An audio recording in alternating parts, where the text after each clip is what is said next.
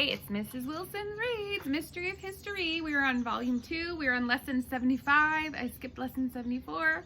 I am outside because it's beautiful out and it's gorgeous. And there goes my dog Hazelnut. All right, we are on lesson 75, the 100 Years' War. First of all, the 100 Years' War didn't last 100 years. It lasted off and on for 116 years. But the word 100 rolls off the tongue a little easier than 116, and so the name has stuck. The 100 Years' War was between France and England. It had something to do with revenge against the French for taking over England in 1066. Do you remember who did that? It was William the Conqueror at the Battle of Hastings. Here's the rest of the story. Of the great conflict between the French and the English. In 1328, the King of France died. Unfortunately, he had no son in place to rule after him. I don't like it when that happens in history because it always seems to lead to war.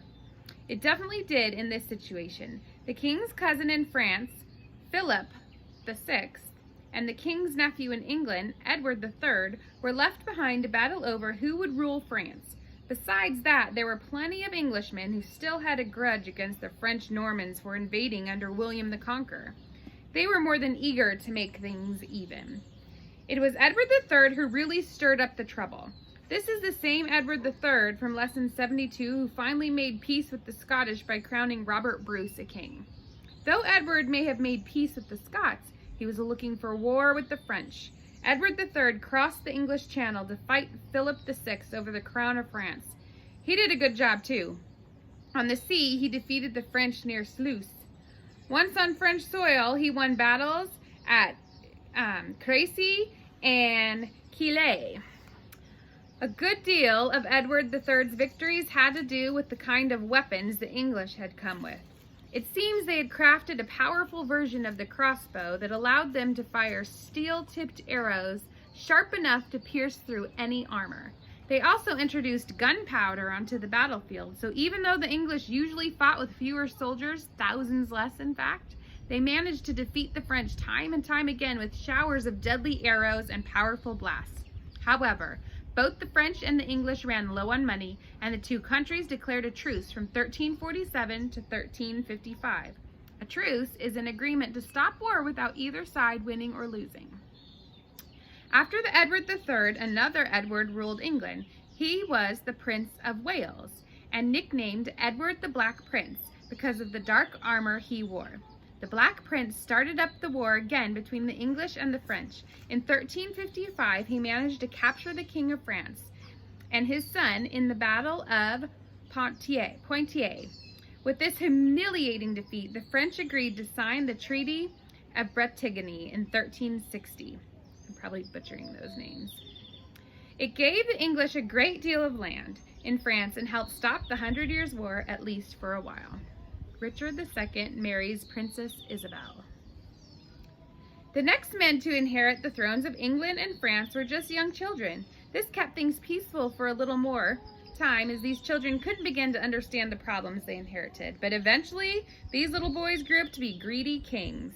Each man wanted both England and France for his own. One of the more interesting solutions to bring the nations together was a royal marriage between the two families. Marriage solves everything. It seemed that in 1396, the King of England, Richard II, asked to marry the daughter of Charles VI of France. The bride-to-be was named Princess Isabel. Considering that Isabel was only a little 7-year-old girl, she managed her role quite well and helped keep peace between the nations. For 20 years, all was calm in the 100 Years' War through this marriage. Keep in mind, though, that even when the fighting stops in war, there are still terrible results from it. It was not uncommon during this time in England or France to find abandoned farms, burned villages, or hungry wanderers. Supposedly, one group of starving villagers ate common grass just to stay alive. With chaos of this sort, it was not unusual for robbers to take advantage of wrecked homes and steal things. We call that looting. It still happens today all over the world when there is chaos from war or other national disasters.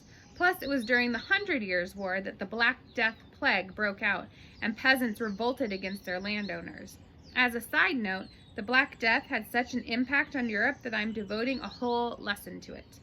All this to say that the 100 Years' War was a difficult time to live through, whether fighting was happening or not. Despite the terrible results of the war, the English started it up again under Henry V at the Battle of Agincourt in 1415.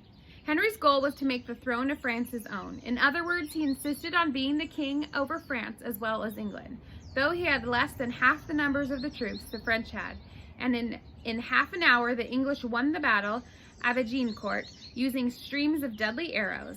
5 years later, Henry married Catherine of Valois, a French princess, to try to secure the throne for good. Finally, in 1420, the French were forced to sign another treaty. This one, the Treaty of Troyes, actually gave the French crown to the English. This was such a significant event in history that William Shakespeare wrote a play about it called Henry V. But this big victory for the English was not the end of the 100 Years' War. For one thing, Henry V lived only 2 more years as King of France before he died. His death set off a wave of retaliation from the French for their nation, and then someone young and unsuspecting stepped forward to turn history around. It was a teenage French girl named Joan of Arc. Her story is so dramatic that I must make a whole lesson of it, so I will end here without telling you yet who won the 100 Years' War. You will just have to wait and see.